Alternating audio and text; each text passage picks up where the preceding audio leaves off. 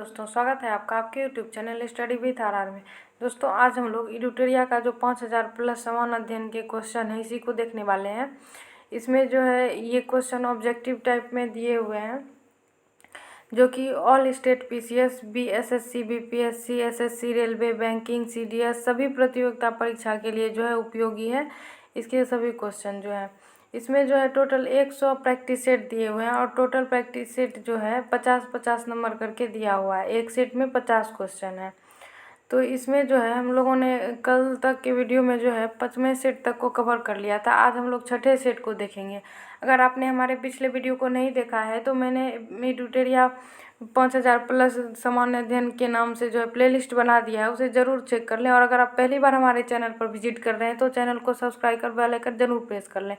चलिए आज शुरू करते हैं 6ठे सेट का पहला क्वेश्चन।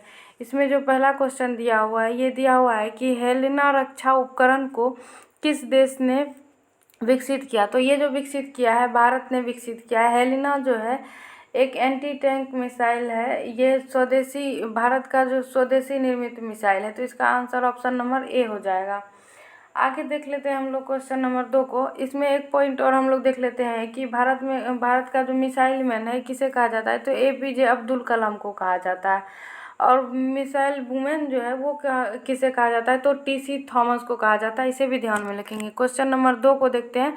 वीडियो को लास्ट तक जरूर देखिएगा, इसके सभी क्वेश्चन जो है बहुत ही इंपॉर्टेंट दिए हुए हैं। तो इसमें दूसरा क्वेश्चन जो दिया हुआ है कि निम्नलिखित में कौन सुमेलित नहीं है। तो इसमें जो दिया हुआ है सुंदरबन, ये पश्चिम बंगाल में ये सही दिया हुआ है। भितरकनिका ओडिशा में राष्ट्रीय उद्यान। उसके बाद पीताम्बरम तमिलनाडु में है। उसके बाद जो वेम्बनाड दिया हुआ है ये कर्नाटक दे दिया। यहाँ पे कर्नाटक नहीं होता, ये वेम्बनाड जो है, ये जो वेम्बनाड जो है कर्नाटक दे दिया, ये केरल में होता। और केरल में जो है और पेरियार भी है। कर्नाटक में जो है ये बांदीपुर, नागरहोल आदि जो है राष्ट्रीय उद्यान आ जाते हैं। तो इसका आंसर ऑप्शन नंबर डी हो जाएगा, जो कि सुमेलित नहीं है। वेम्बनाड जो है ये केरल में है। आगे देखते हैं क्वेश्चन नंबर 3 को। हम लोग 3 में दिया हुआ है कि किस बंदरगाह को कॉफी बंदरगाह के नाम से जाना जाता है। तो कॉफी बंदरगाह के नाम से किस बंदरगाह को जाना जाता है। तो ये जो हो जाएगा, इसका हो जाएगा आंसर सेंटोस। सेंटोस बंदरगाह, इसे कॉफी बंदरगाह के नाम से जाना जाता है। ये ब्राज़ील में स्थित है। और ये साओ पोलो जो दिया हुआ है, साओ पोलो जो है कॉफ़ी के शहर के नाम से जाना जाता है। फेजेंडा यहाँ पे जो कॉफ़ी का बागान जो है इसे फेजेंडा कहा जाता है, ब्राज़ील में ही। कॉफ़ी उत्पादन में जो है प्रथम स्थान विश्व में जो है ब्राज़ील को प्राप्त है। और वहीं अगर भारत की बात करें तो भारत में कॉफ़ी का प्रथम स्थान जो है कर्नाटक को प्राप्त है। क्वेश्चन कई बार पूछा गया है कि भारत में जो है कितने प्रकार के कॉफ़ी का उत्पादन होता है। तो भारत में टोटल 4 प्रकार के कॉफ़ी का उत्पादन होता है। इसे ध्यान में रखेंगे, वीवीआई पॉइंट है। पहला जो है ये हो जाएगा अरेबिका, उसके बाद है सिबेरिका, उसके बाद लिबेरिका, उसके बाद है रोबस्टिका और कहवा।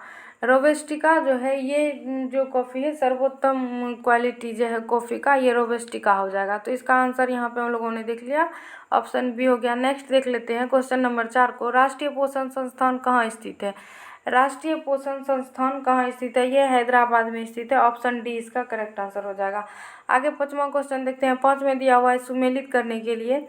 तो रेंटिंग दिया हुआ है। रैंकिंग जो है इसमें सुमेलित नहीं है पूछ रहा है। तो रैंकिंग जो है पनीर बनाने की विधि। आगे जो है जैव प्रौद्योगिकी, ये प्लाज्मिड्स, ये इसका सही दिया हुआ है। आगे जो है गोल्डन चावल, ये विटामिन ए इसमें पाया जाता है। और ऑप्शन डी में दिया हुआ है ओजोन परत। ये जो ओजोन परत है यहाँ पे दे दिया है ट्रोपोस्फियर। ओजोन परत जो है ट्रोपोस्फियर में नहीं है, ये समताप मंडल में है ओजोन परत। यहाँ पे समताप मंडल होता है, ये गलत दिया हुआ है। इसका आंसर यही हो जाएगा। और समताप मंडल को जो है स्ट्रेटोस्फियर कहते हैं। और ये ट्रोपोस्फियर जो यहाँ पे दिया हुआ है ये क्षोभ मंडल हो जाएगा। तो ओजोन परत जो है समताप मंडल में पड़ता है। आंसर इसका ऑप्शन डी हो जाएगा, जो कि गलत दिया हुआ है। आगे क्वेश्चन नंबर 6 को देख लेते हैं। उष्णकटिबंधीय सदाबहार वन भारत के किन किन क्षेत्रों में स्थित है। उष्णकटिबंधीय सदाबहार वन जो है ये जो स्थित है ये पश्चिमी घाट के पूर्वी ढाल पर दे दिया है। यहाँ पे नहीं होगा। अंडमान निकोबार द्वीप समूह पे होगा, हो जाएगा। आगे फिर दिया हुआ है अरावली पर्वत श्रृंखला पर, यहाँ भी नहीं होगा। और उत्तर पूर्व क्षेत्र की पहाड़ियों पर, बिल्कुल सही दिया हुआ है। इसका आंसर जो हो जाएगा 2 और 4 हो जाएगा। 2 और 4 ऑप्शन सी में दिख रहा है, इसका आंसर ऑप्शन नंबर सी हो जाएगा। आगे 7वां क्वेश्चन देख लेते हैं। हिमालयी पर्वत श्रृंखला किसका उदाहरण है?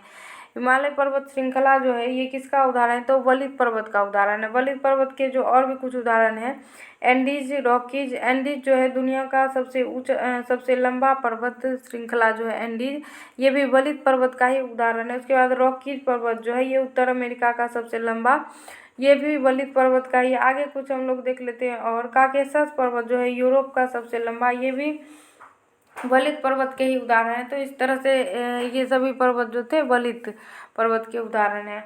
और यहाँ पे जो ऑप्शन नंबर दिया हुआ है बी में अवशिष्ट पर्वत के कुछ उदाहरण मैं बता देती हूँ। यहाँ पे अरावली, सतपुड़ा, विंध्याचल आदि जो ये सभी पर्वत श्रृंखला हैं, ये सभी अवशिष्ट पर्वत श्रृंखला के उदाहरण हैं। आगे इधर ज्वालामुखी पर्वत जो दिया हुआ है, ये ज्वालामुखी पर्वत जो इसमें दिया हुआ है। आगे देखते हैं क्वेश्चन नंबर 8 को। 8 में जो दिया हुआ है कि केरवा वैली स्थित है, तो केरवा वैली जो स्थित है ये कश्मीर में स्थित है। ऑप्शन नंबर ए इसका करेक्ट आंसर हो जाएगा। फिर इसमें जो दिया हुआ है आगे, इसमें और हम लोग कुछ देख लेते हैं। वैली शांत घाटी जो है ये केरल में स्थित है, इसे भी हम लोग ध्यान में रखेंगे। शांत घाटी केरल में स्थित है, इसका आंसर तो ऑप्शन ए हो गया। फूलों की घाटी जो है उत्तराखंड में स्थित है। सिलिकॉन घाटी जो है ये भी उत्तराखंड में स्थित है, ये बेंगलुरु में स्थित है। सॉरी, सिलिकॉन घाटी जो है ये बेंगलुरु में स्थित है। उसके बाद पिन घाटी जो है ये हिमाचल प्रदेश में स्थित है, ये सब भी ध्यान में रखेंगे। आगे देखते हैं। इसमें एक और इम्पोर्टेंट बन जाता है पॉइंट कि स्वात घाटी जो है एग्जाम में पूछा गया बहुत बार, ये कहाँ स्थित है? तो ये पाकिस्तान में स्थित है, ध्यान में रखेंगे। आगे क्वेश्चन 9 को देख लेते हैं। किस आंदोलन के दौरान ऑपरेशन 0 आवर चलाया गया था? तो ऑपरेशन 0 आवर जो चलाया गया था हम सभी को बताइए, भारत छोड़ो आंदोलन के दौरान। भारत छोड़ो आंदोलन की शुरुआत जो है ये 9 अगस्त 1942 ईस्वी को हुआ था। 1942 ईस्वी को हुआ था। उस समय जो है वायसराय का किनका कार्यकाल था? तो ये निम्नलिखितों का कार्यकाल था। और कांग्रेस के जो अध्यक्ष थे तब, तो वो मौलाना अबुल कलाम आज़ाद रहे थे। और इसके नेता जो थे इस आंदोलन के, वो महात्मा गांधी थे, जिन्होंने इसी आंदोलन में करो या मरो का नारा दिया था। इसे भी हम लोग ध्यान में रखेंगे।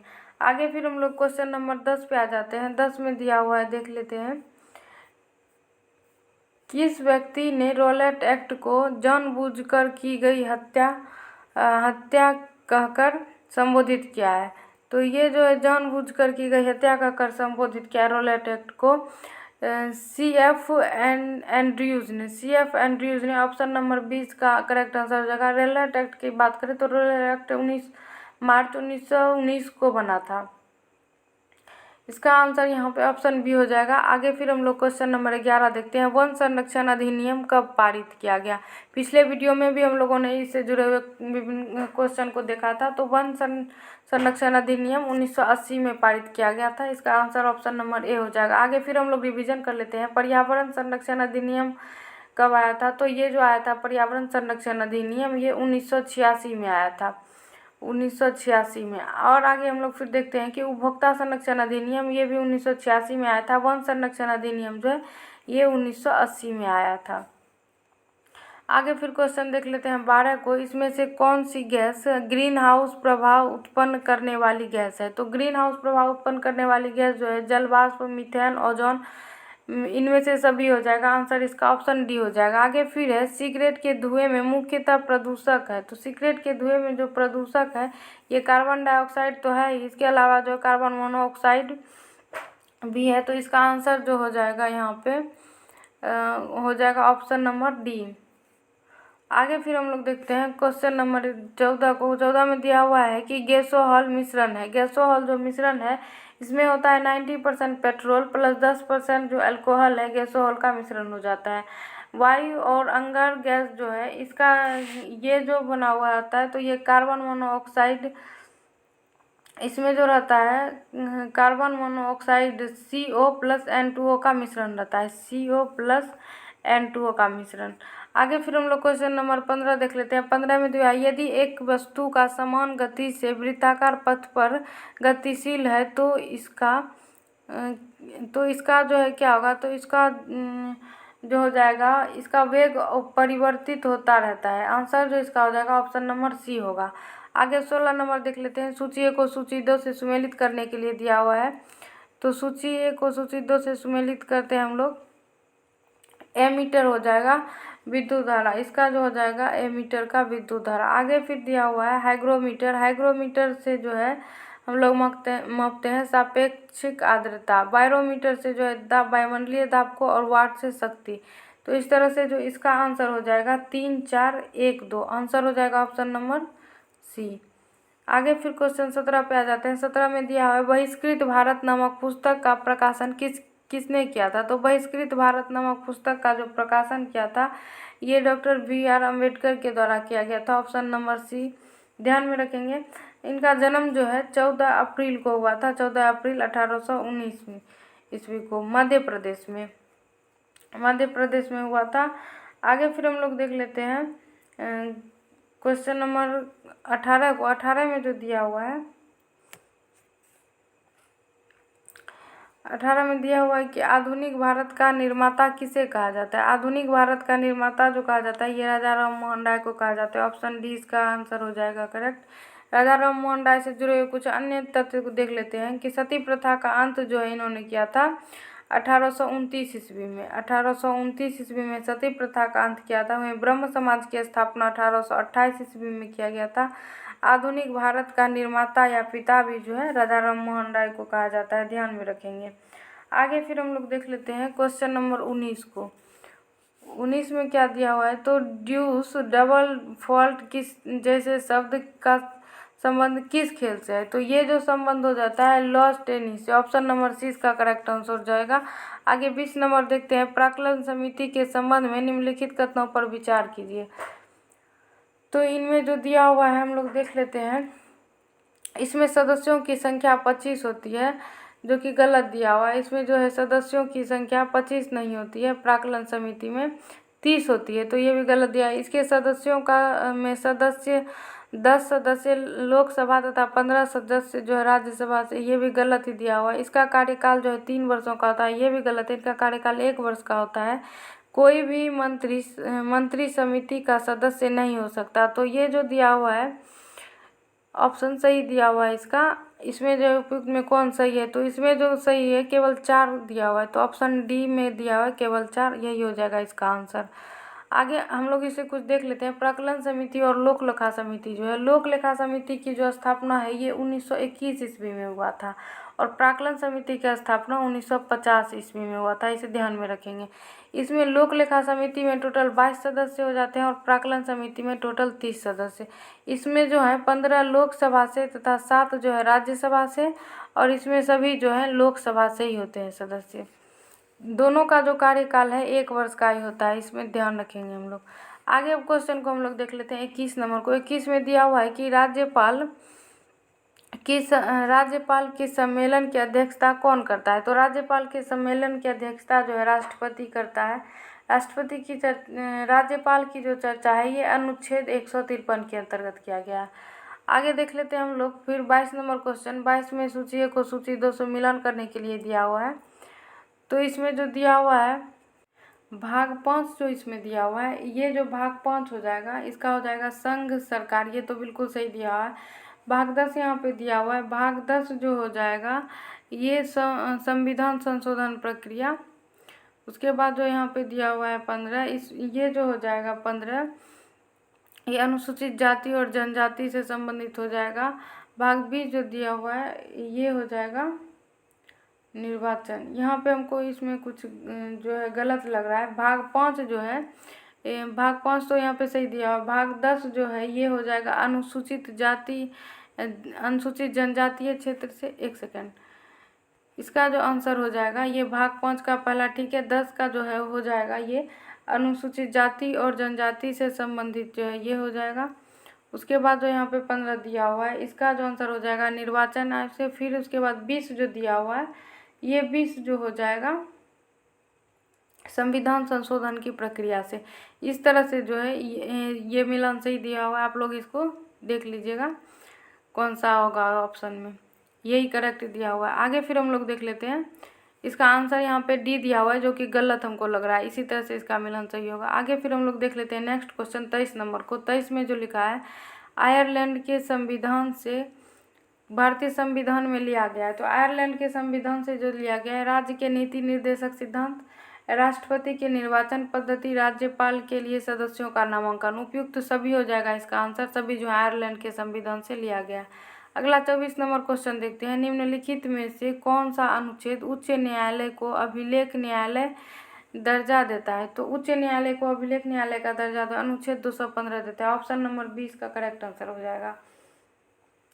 सुप्रीम कोर्ट जो है सुप्रीम कोर्ट और हाई कोर्ट जो है दोनों रीट जारी 5 प्रकार के रीट जारी करते हैं। तो सुप्रीम कोर्ट जो रीट जारी करता है ये अनुच्छेद जो है 32 के तहत, और हाई कोर्ट जो रीट जारी करता है अनुच्छेद 226 के तहत 5 प्रकार के रीट जारी करते हैं।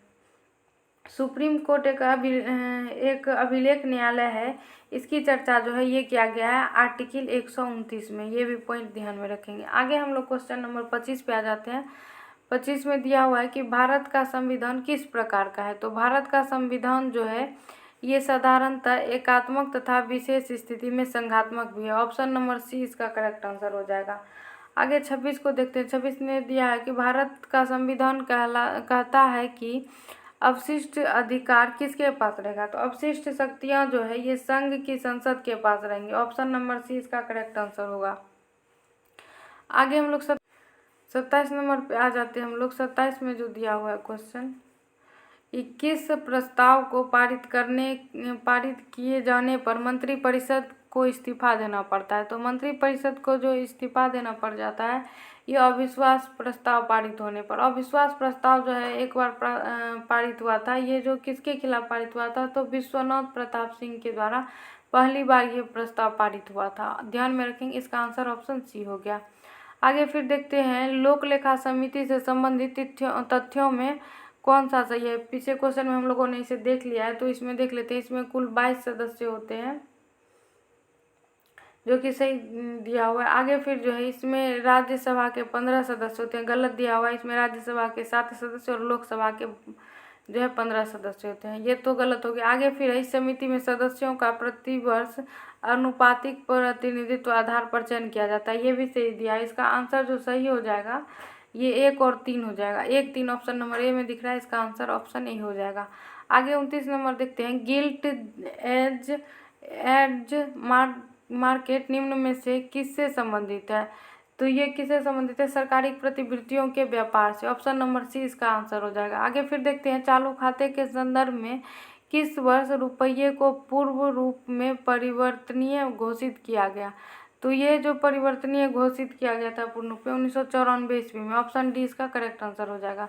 अगला देखते हैं, डायनामेटिना गर्त या खाई किस महासागर में स्थित है। तो ये जो स्थित है हिंद महासागर में स्थित है।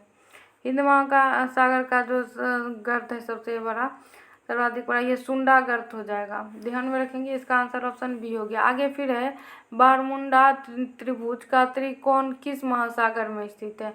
ये जो स्थित है उत्तर पश्चिम अटलांटिक महासागर में, ऑप्शन नंबर सी इसका करेक्ट आंसर हो जाएगा। अगला 33 नंबर देखते हैं, अग्नीय चट्टान ग्रेनाइट का रूपांतरित रूप है। तो अग्नीय चट्टान ग्रेनाइट का रूपांतरित रूप यहाँ पे नीस हो जाएगा। आगे फिर हम लोग क्वेश्चन नंबर देख लेते हैं। इसमें जो है ग्रेनाइट का रूपांतरित जो है ये नीस हो जाएगा। ग्रेवो का जो है ये ग्रेवो का जो रूपांतरित हो जाता है ये से सर्पेटाइन हो जाता है। उसके बाद बेसाल्ट का सीट हो जाता है, सिल्ट, इसको भी सीट, इसे भी ध्यान में रखेंगे।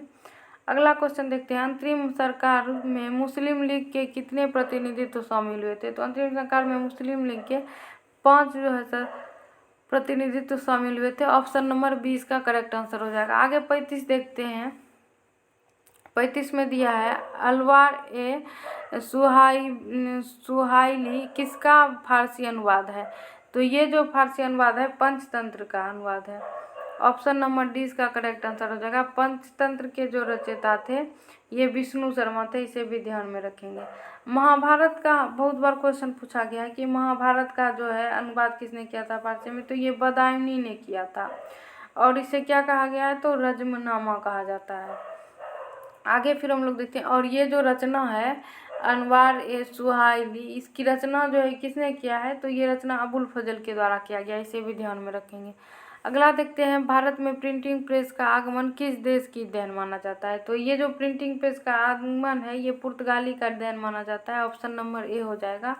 आलू, तंबाकू, पपीता आदि जो है ये भी पुर्तगालियों के ही देन माने जाते हैं। आगे हम लोग 37 नंबर पे आ जाते हैं। 37 में दिया है, राजा राममोहन राय की मृत्यु के पश्चात ब्रह्म समाज का नेतृत्व किसने किया था, तो ये जो ब्रह्म समाज का नेतृत्व किया था ये देवेंद्र नाथ टैगोर के द्वारा किया गया था। ऑप्शन नंबर 20 का करेक्ट आंसर हो जाएगा।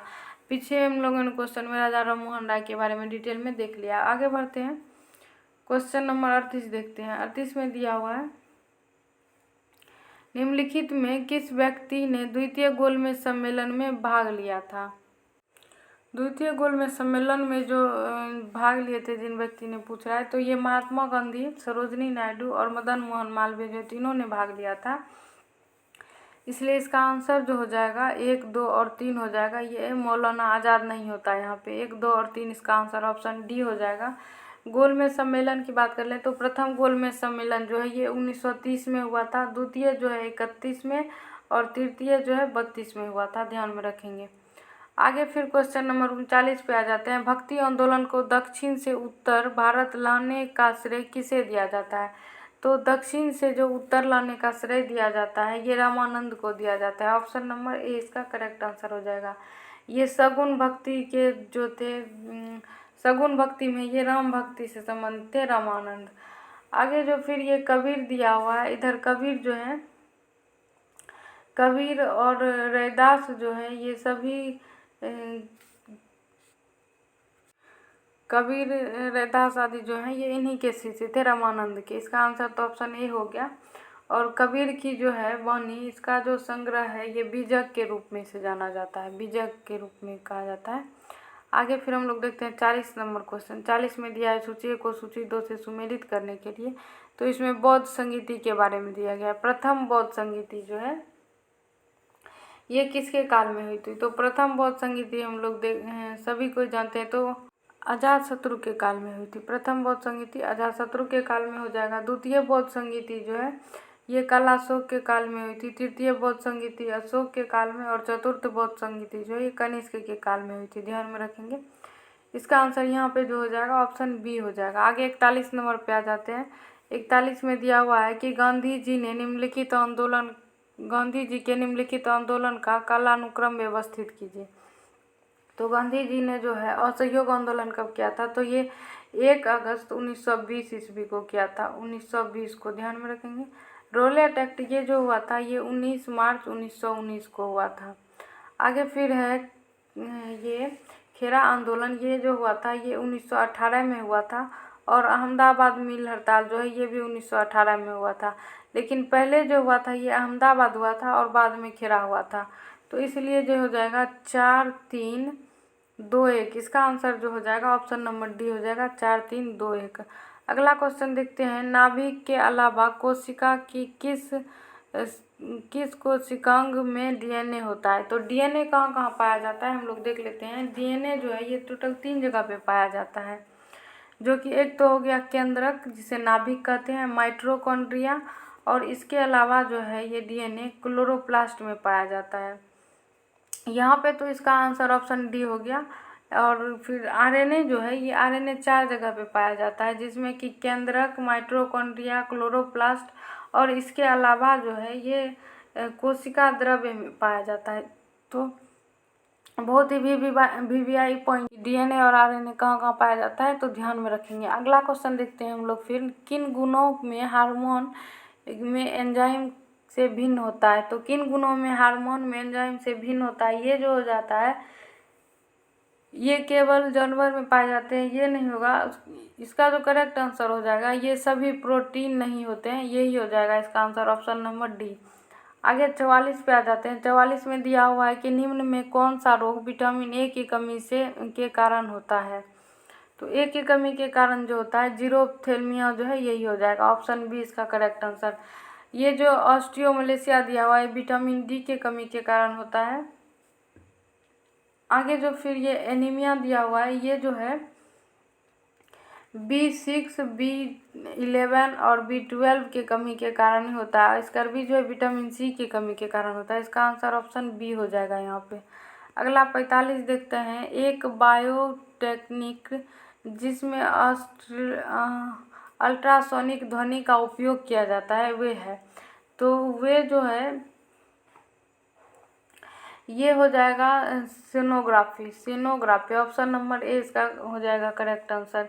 यहाँ पे ईसीजी जो दिया हुआ है ये हृदय की जांच के लिए जो है ईसीजी दिया हुआ है। ईईजी जो है ये मस्तिष्क की जांच से संबंधित है। और एक्सरे जो है ये टूटे हुए हड्डियों की जांच के लिए। एक्सरे की खोज कई बार पूछा जाता है, तो इसकी खोज जो है रोंटगन ने की है, ध्यान में रखेंगे। एक्सरे की खोज रोंटगन के द्वारा की गई है। आगे 46 नंबर आ जाते हैं। 46 में दिया है कि यदि लोलक की लंबाई 4 गुनी कर दी जाए तो लोलक के झूलने की अवधि पर क्या प्रभाव पड़ता है। तो लोलक के झूलने की अवधि जो है 2 गुनी हो जाएगी। ऑप्शन नंबर 20 का करेक्ट आंसर हो जाएगा। फिर है वायु अंगार गैसों में मुख्यतः घटक होता है।